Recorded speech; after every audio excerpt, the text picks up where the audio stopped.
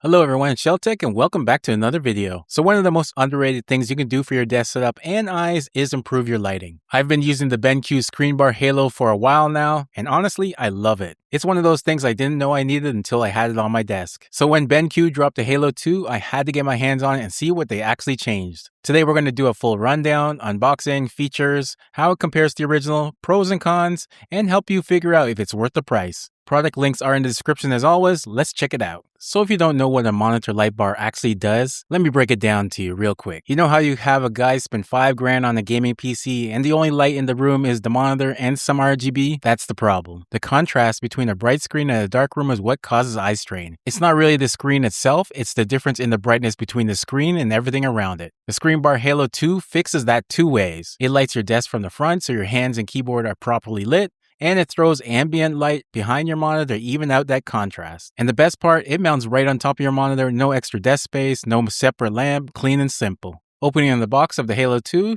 right away you can tell this is a premium product. So pulling everything out, first thing you're going to see is the instruction manual, then the power adapter, the webcam accessory mount, which used to be sold separately, nice that it's included here, the wireless controller, and finally the star of the show, the ScreenBar Halo 2 itself. First thing I noticed holding it, the build quality. The aluminum body is solid, dense, it's got some real weight to it.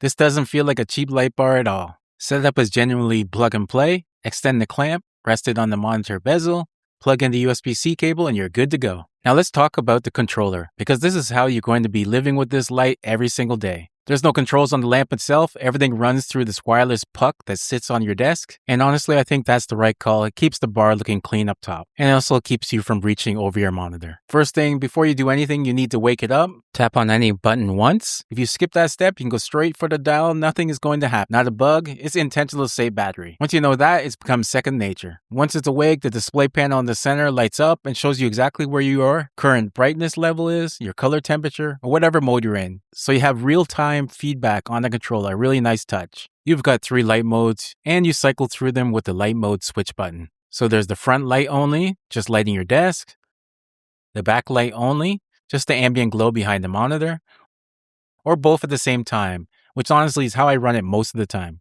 Being able to switch between these is actually useful. Say you're gaming late at night, you might want to just the backlight on for ambient glow without the front light blasting your desk. It just sets the whole mood differently. Small things, but once you try it, you'll use it all the time. So tap the brightness button, the indicator lights up, and then you spin the adjustment ring. Clockwise to go brighter, counterclockwise to dim it down. It goes from 1 all the way to 100 in smooth continuous steps, no click stops, no jumping between the presets. The current value shows on the display in real time, so you always know exactly where you are. Same process for color temperature, just tap the color temp button, spin the ring. 2700 Kelvin on warm end, that's a soft amber tone, great for night sessions, or 6500 Kelvin on the cool end. That's close to daylight, great for focus work during the day. One thing to note, the front and the back light share the same color temperature. You dial in one, they both move together. You can't set them independently. For most people, that's completely fine, but worth knowing going in there. For the auto dimming mode, you tap the auto dimming button and the lamp reads the ambient light in your room and adjusts it automatically. It also locks color temp to 4000 Kelvin in this mode, a neutral white that works in most conditions. Personally, I keep it on manual because I like dialing things in exactly how I want it, but if you don't want to think about it, the auto mode works well for most people. And the favorite mode is very useful. You get your brightness, your color temp, and light mode exactly where you want it. Then hold the favorite button for 3 seconds and the indicator flashes 3 times and it's saved. One tap anytime to bring it straight back. For me, this means I got my night setup saved and my daytime setup saved. One button to switch between them. That's how I use it every day.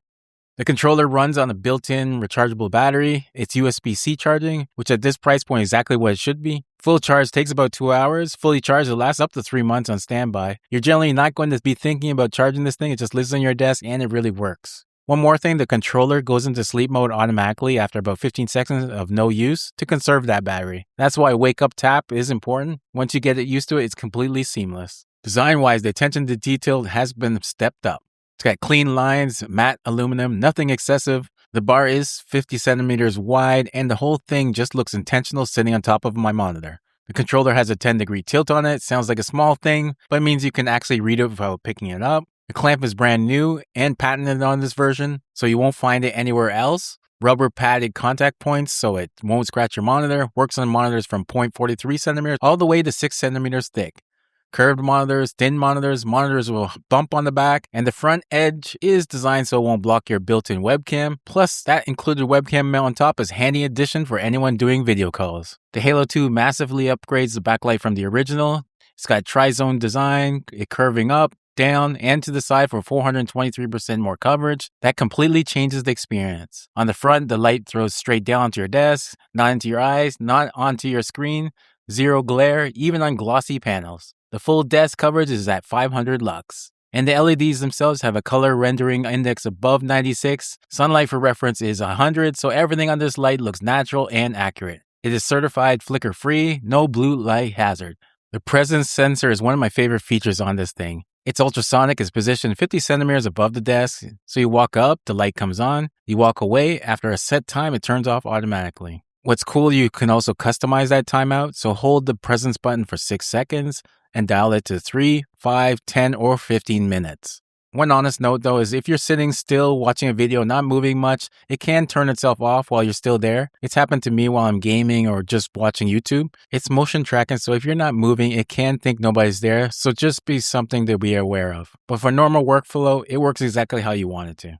So how does it stack up against the original ScreenBar Halo, which again, I've been running and I really love it. The original is still a solid product. I'm not going to here to knock it, but side by side, the differences are really clear. The backlight with the 423% wider coverage, when you put them next to each other, the difference in how the glow spreads across the wall behind the monitor is immediately obvious. The new clamp fits more monitors, thinner, more curved, better scratch protection. The controller has a digital display panel, now with a 10-degree tilt, way easier to read at a glance. USB-C power in the Halo 2 versus USB-A on the original. If you already own the original, it really comes down to how much that backlight upgrade matters to you though. For me personally, the difference at night is extremely noticeable. But for a new buyer, the Halo 2 is an easy call. So the pros for the Halo 2 is its tri-zone backlight is a massive step up from Gen 1.